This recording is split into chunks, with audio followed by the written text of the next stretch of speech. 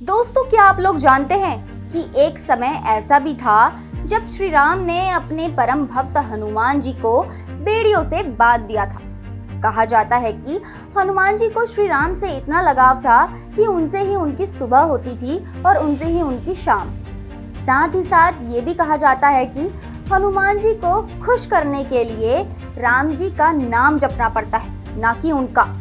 तो चलिए दोस्तों, जानते हैं इस कहानी का पूरा सच।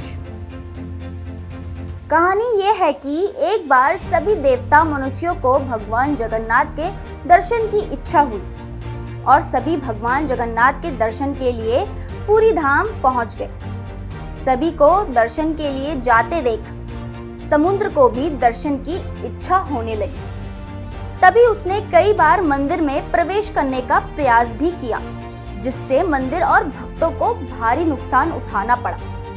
तो सभी भक्तों ने भगवान जगन्नाथ से इस समस्या का समाधान निकालने की विनती की और कहा कि समुद्र को आपके दर्शन करने की इच्छा के कारण हम सबको कष्ट हो रहा है।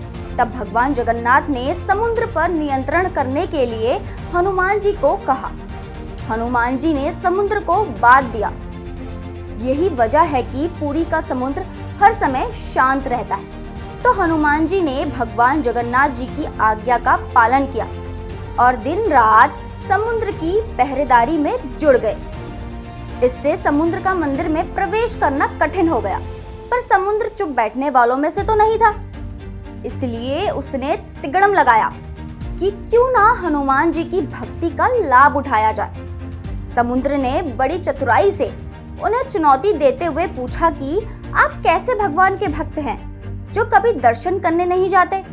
भगवान जगन्नाथ के अनूठे सौंदर्य का गुणगान करने का आपका मन नहीं होता? तब हनुमान जी ने भी सोचा, बात तो सही है, बहुत समय हो गया है मैंने प्रभु के दर्शन नहीं किए, क्यों ना आज प्रभु के दर्शन कर लिए जाएं। जब हनुमान जी भगवान के दर्शन के लिए जाते, तभी उनके पीछे पीछे समुद्र भी चल पड़ता है। इस प्रकार पवन पुत्र जब जब मंदिर में जाते, समुद्र भी उनके पीछे पीछे चलने लगता। इस तरह मंदिर को फिर से नुकसान होने लगा। तब हनुमान जी की इस आदत से क्रोधित होकर जगन्नाथ जी ने उन्हें सोने की बेड़ी से बांध दिया और तभी से जगन्नाथपुरी में समुद्र तट पर बेड़ी हनुमान जी का प्राचीन मंदिर स्थित है, जहां उन्हें भगवान ने बांधा था। तो दोस्तों, आज के लिए इतना ही। आपसे फिर होगी मुलाकात एक नई कहानी के साथ। तब तक के लिए खुश रहिए, स्वस्थ रहिए और देखते रहिए द कर्मा टेल्स।